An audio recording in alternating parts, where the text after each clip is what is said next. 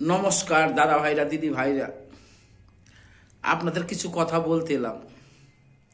আমার বাবা আমার জন্য বিয়ের জন্য মেয়ে দেখছে।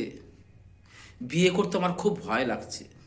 যদি বলে কেন, আপনারা সকলেই জানেন দুর্গাপুর কল্পতরুর মেলা চলছে।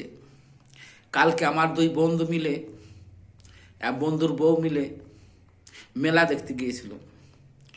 আমার একটি বন্ধু বলছে তোরা এখানে দাঁড়া, আমি বাথরুম করে আসি।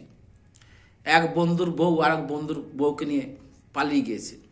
এইখানে কাকে দোষী বলবেন, মেয়েটা না ছেলেটা? আমার বিচারে মেয়েটার দোষ। যদি বলে কেন, মেয়েরা যদি ছেলেদের প্রশ্রয় না দেয়, ছেলেরা মেয়েদের কাছে ঘেঁষতে পারে না, মেয়েটারই দোষ। তাই দাদা ভাইরা কি বলবো, আমার এখন বিয়ে করতে ভয় লাগছে যে কখন বউটা আমার বিয়ে করব পালিয়ে যাবে কার সাথে, এরকম ভয় ভয় আছি দাদা ভাইরা। এটাই বলতে এলাম আপনাদের কাছে।